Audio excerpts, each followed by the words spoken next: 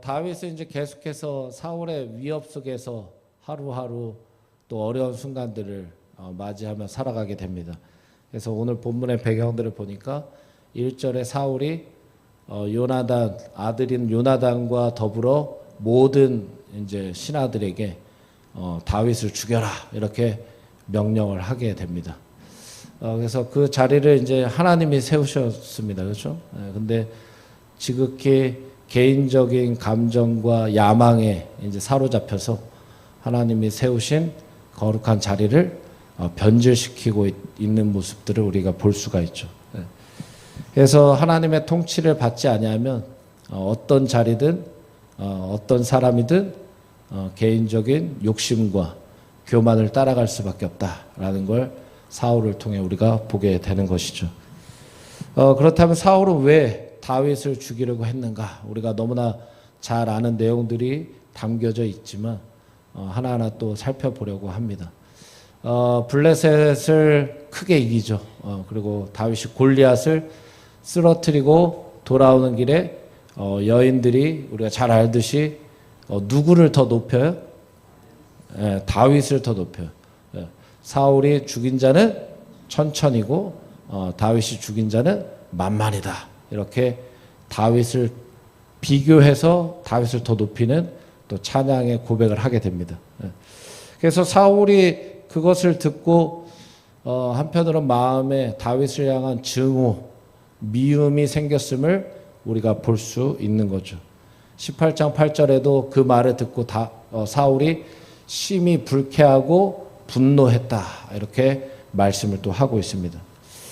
그러나 이러한 마음은 중요한 것이 한번 따라해 볼까요? 하루아침에 생기는 것이 아니다. 이러한 마음은 하루아침에 생기지 않는다는 거죠. 왜냐하면 사울이 이스라엘의 왕 아닙니까? 하나님이 세우신 왕이었어요. 그러니까 여인들의 그 고백만을 듣고 사울이 갑자기 뭐 다윗을 죽인다. 이거는 쉽게 납득할 수 없는 부분이 될 수 있다는 거죠. 그럼 더 깊은 동기가 분명히 필요하다. 그렇다면 다윗이 누구냐? 또 다윗이 누군지 우리가 잘 알고 있지 않습니까? 사무엘상 13장 14절에 보니까 여호와께서 그의 마음에 맞는 사람을 구하여 여호와께서 그를 그의 백성의 지도자로 삼으셨다. 그러니까 사울이 이제 왕에서 이제 폐위된다는 소식을 듣고 이 말씀이 이제 나오는 거예요. 하나님의 맞는 사람을 하나님이 세우실 거다. 사무엘이 얘기하는 거죠. 하나님의 마음에 맞는 사람이 누구예요? 왜 또 오늘도 기분 나쁜 일 있으시죠? 다윗이죠, 다윗. 그러니까 다윗은 하나님의 마음에 맞는 사람이에요. 그렇다면 잘 생각해 봐야죠. 사울이 하나님 앞에 바로 서 있었다면 하나님에 맞는 다윗이 등장했을 때 사울이 다윗을 어떻게 대해야 되는 게 맞는 건가? 그러니까 무언가 우리가 인간적인 마찰은 있을 수 있어요. 무언가 서로 맞지 않는 부분, 오해될 만한 상황들이 생기면 풀어가면 되는 겁니다. 그렇죠? 그런데 단지 여인들의 고백 때문에 사울이 다윗을 죽이려고 했다는 거예요. 죽이려고까지 했다. 이건 납득이 안 된다는 거죠. 왜? 다윗이 영웅으로 등장했어요. 영웅. 사울의 입장에서는 고마워해야 돼요. 왜? 왕의 위치에서 아무것도 못하고 있었는데 다윗이 해결해 줬잖아요. 그러니까 다윗을 더 생각해 줬어야죠. 근데 갑자기 죽이려고 했다. 그러니까 다른 동기가 있다는 거죠. 그럼 더 중요한 동기가 뭐였나 보니까 우리가 잘 아는 두 가지 사건이 있지 않습니까? 사무엘상 13장에 사울이 이제 사무엘 선지자가 드려야 될 번제를 본인이 부두기에서 드렸다. 그러니까 위급한 상황에 조급한 마음에 그냥 하나님의 말씀을 어겼어요. 자기 마음대로 이제 위치에 벗어난 행동들을 했죠. 그리고 나중에 또 핑계도 되지 않습니까? 이것에 대해서 사무엘 선지자가 1차로 경고한 거예요. 왕의 나라가 이제 길지 못할 것이다. 그때 회개했어야 되는데 또 한 번 사고를 치지 않습니까? 사무엘상 15장에 아말렉과의 전투가 있었을 때 다 진멸을 하라 그랬는데 그 구절에 보면 내가 보기에 좋아 보여서 아말렉과 아각을 살려오고 또 그 중에 뭐 양 뭐 좋은 거 몇 개 챙겨왔다. 이렇게 또 자기 멋대로 하나님 말씀을 어깁니다. 그래서 사무엘이 뭐라고 해요? 왕이 여호와의 말씀을 버렸으므로 여호와께서도 왕을 버려 왕이 되지 못하게 하려 하심이다. 이렇게 사무엘이 또 이제 경고를 넘어서 확실히 얘기를 한다는 거죠. 즉 지금의 본문의 상황으로 와서 본문의 상황에 사울이 왕입니까 아닙니까?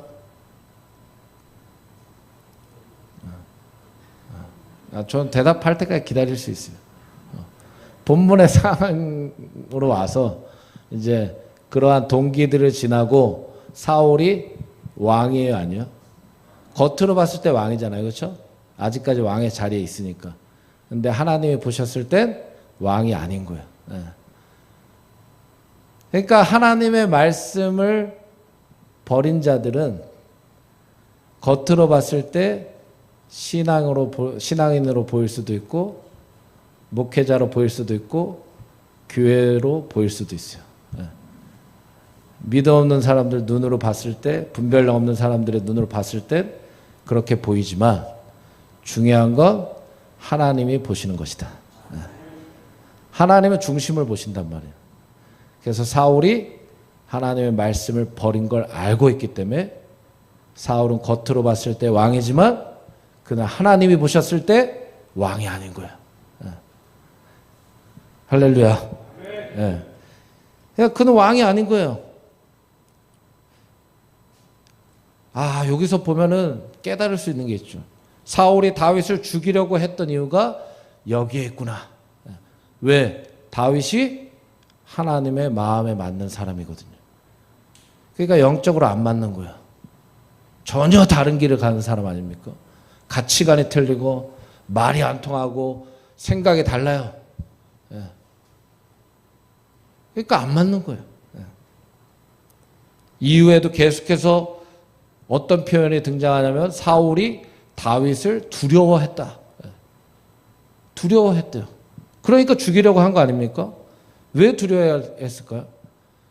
사울은 지금 자신에게서 하나님이 떠난 걸 알아요. 사무엘 선지자가 경고하고 또 자기도 죄를 짓고 여러 가지 두 번의 사건들이 있었기 때문에 알아요. 하나님이 나를 떠나는구나. 내 왕위가 길지 않구나. 회개하면 되는데 다윗을 보자마자 그가 또 깨달았으면 좋았을 텐데 다윗이 두려워요. 하나님이 그와 함께하는 걸 보고 있기 때문에. 근데 왜 두려움을 넘어서 죽이려고까지 했느냐? 이게 중요하죠. 왜 죽이려고 했느냐? 자신의 왕위가 자기 거라고 생각하는 거예요. 그러니까 그 전에는 하나님이 세우신 걸 알았는데 이게 교만하다 보니까 욕심을 따르다 보니까 하나님이 주신 것들을 내 것이라고 착각하기 시작하는 거예요.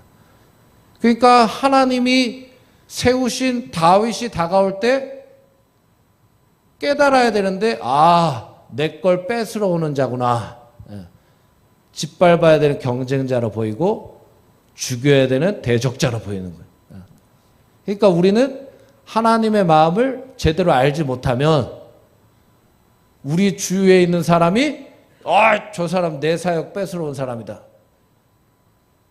교회 안에 적용해 보면 저 사람 내가 지금 잘하고 있는데 경쟁자로 보이고 내가 그 사람 밀어내야 되는 대적자로 보이고 하나님의 말씀을 버리며 이런 증상이 나타나는 거예요. 그런데 주님이 세우신 교회 안에서 우리가 어떤 관계여야 됩니까? 따라해볼까요? 주님 안에서 우리는 동역자다. 할렐루야. 동역자지 무슨 경쟁자예요. 동역자지 무슨 대적자예요. 근데 잘 우리가 마음에 새겨야 돼요. 하나님의 말씀을 버린 자, 하나님의 질서를 따르지 않는 자는 경쟁자로 보고 대적자로 볼 수 있다. 그래서 우리는 늘 우리 마음에 사울의 마음이 없지 않은지, 사울의 마음이 있는지 내 자신을 늘 돌아보면서 십자가의 그 모든 사울의 마음을 매일마다 못 박아야 될 줄 믿습니다. 예. 그래서 혹여나 우리는 내 안에 사울의 마음이 있다면 못 박아야 되고, 십자가에 교회 안에서도 누군가 시기와 질투로 괴로워하는 이들이 없어야 된다는 거예요. 주인 행세해서도 안 됩니다. 주인이 누구예요? 무조건 하나님이에요. 아멘. 인정하기 싫으세요? 우리의 주인도 하나님이시고, 우리의 가정의 주인도 하나님이시고, 우리 교회의 주인도 하나님이시고, 하나님이 주인이신 거예요. 우리의 것이 없다는 거예요. 다 하나님이 베풀어 주신 은혜다. 사울이 20장 31절에도 이렇게 고백하지 않습니까? 이새의 아들이 땅에 사는 동안은 너와 내 나라가 든든히 서지 못하리니 그런즉 이제 사람을 보내어 그를 내게로 끌어오라. 그는 죽어야 할 자이니라. 사울이 이렇게 고백하거든요. 근데 여기에 보면은 하나님의 나라인데 누구 나라라고 그래요? 내 나라다. 사울이 자기 나라라고 하는 거예요. 그러니까 지가 하나님을 모욕하고 업신여기는 교만의 모습을 보여주고 있다. 그래서 우리는 늘 기억해야 돼요. 모든 것이 내 것이 아니라 하나님의 것이다. 이게 겸손이라는 거예요. 이게 겸손이다.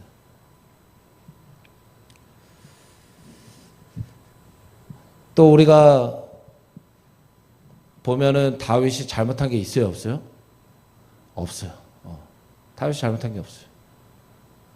그럼 누가 잘못한 겁니까? 사울이 잘못한 거겠죠. 요나단도 사울에게 고백하는 거예요. 왜 까닭 없이 다윗을 죽이려고 합니까? 그건 범죄입니다. 아버지 아닙니까? 사울이. 그러니까 아들인 요나단이 봐도 지금 다윗을 죽일 만한 이유가 없어요. 근데 도대체 왜 죽이려고 합니까? 그거 범죄예요. 라고 요나단이 얘기하는 거예요. 그래서 사무엘 전체를 봐도 희한한 게 뭐예요? 18장 14절 15절에 봐도 다윗이 지금 모든 일을 지혜롭게 행하고 있거든요. 그래서 사울이 봤을 때도 다윗이 지혜롭게 모든 일을 잘 감당하고 있어요. 그리고 16절에 보니까 온 이스라엘과 유다도 다윗을 사랑하고 있어요. 그러니까 누구만 미워하는 거예요, 지금? 사울만 미워하는 거예요, 다윗을. 다 사랑하고 있어요, 다윗을. 다윗도 일을 잘해요. 잘못한 게 없어요.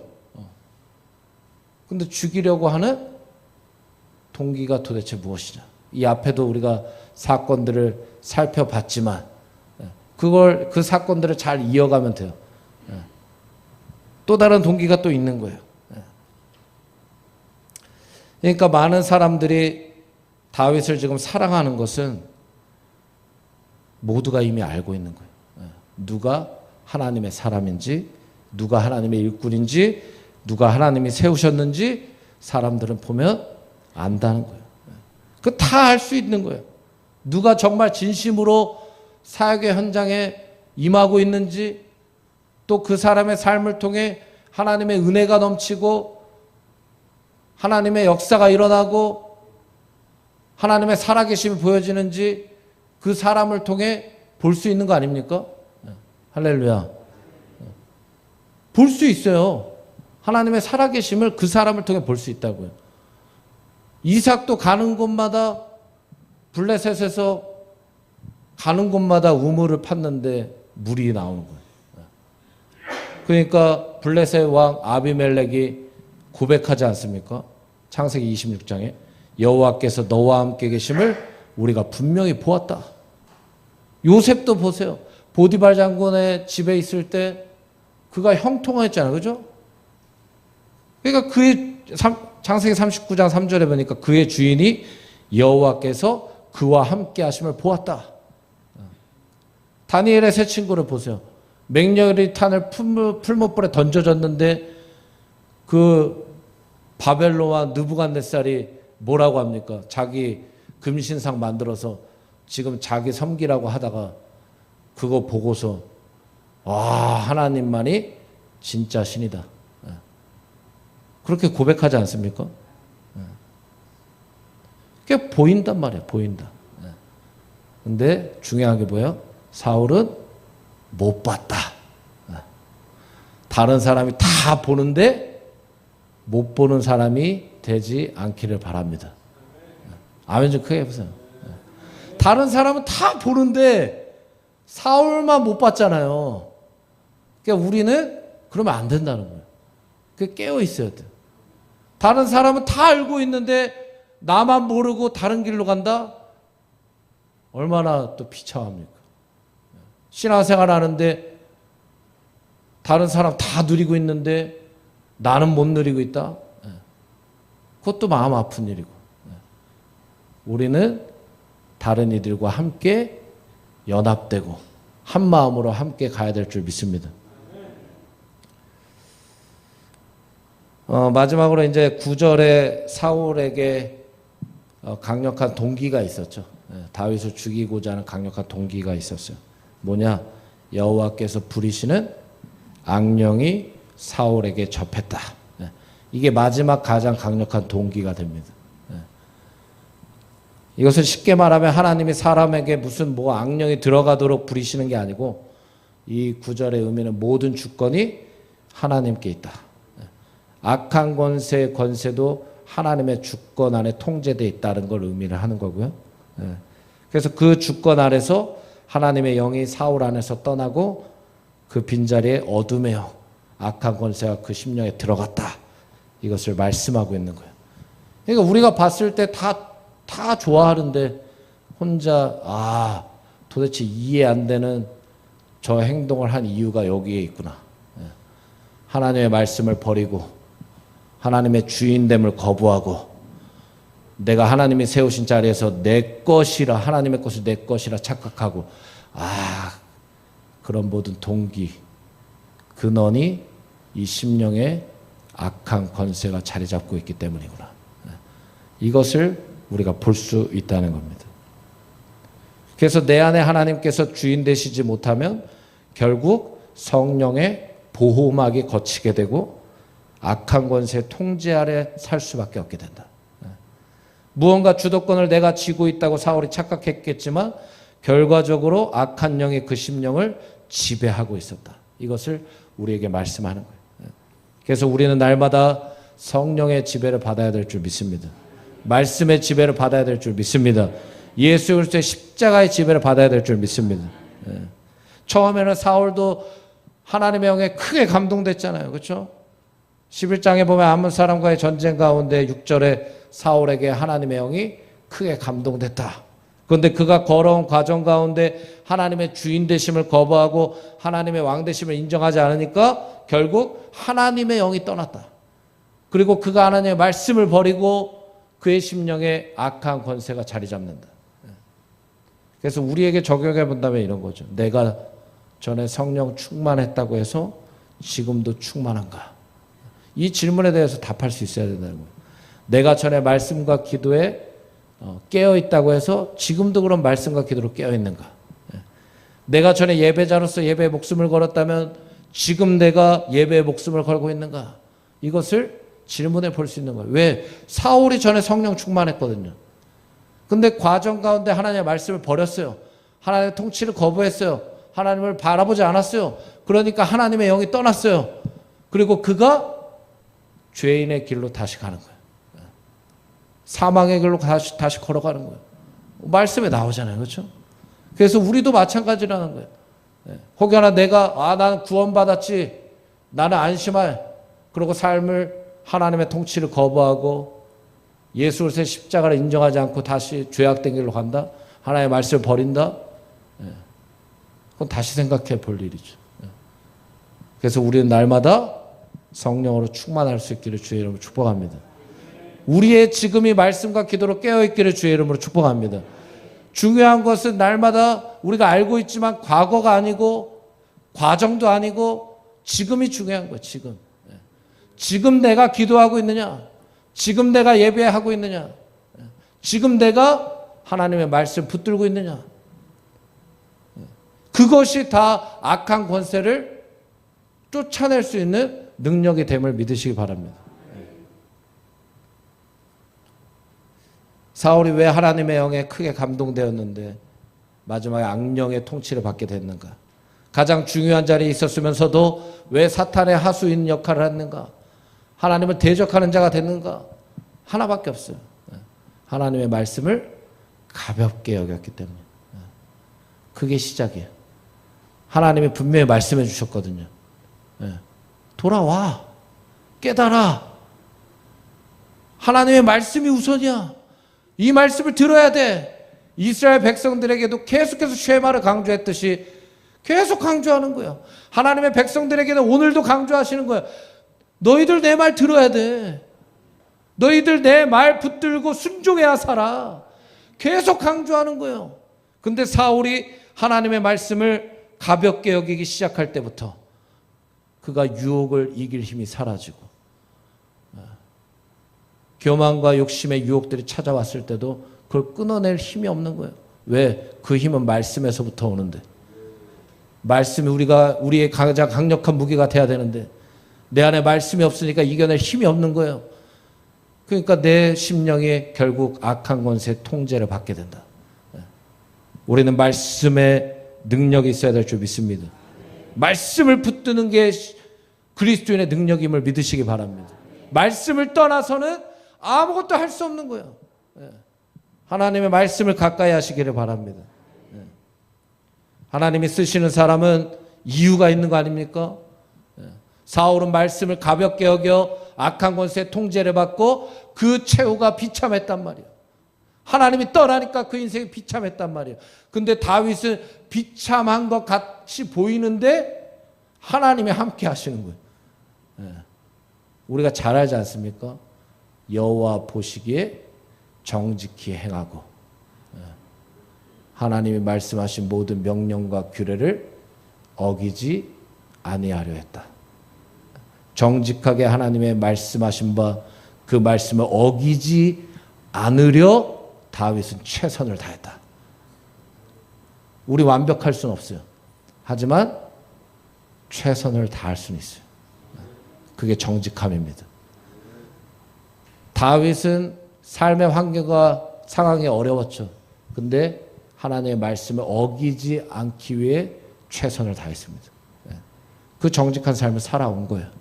쓰러질 때도 있었고 어려울 때도 있었지만 부단히 그 말씀 놓치지 않기 위해 최선을 다해서 걸어왔던 거죠. 그러니까 하나님이 그의 인생을 안정케 해주시고 보호해주시고 지켜주시고 나중에 다윗과 언약을 이루십니다. 다윗 언약. 하나님 다윗과 언약을 이루시지 않습니까? 그래서 우리도 끝내는 하나님 앞에서 하나님이 쓰시는 귀한 하나님의 사람, 귀한 하나님의 일꾼들이 다 되실 주의 이름 축복합니다.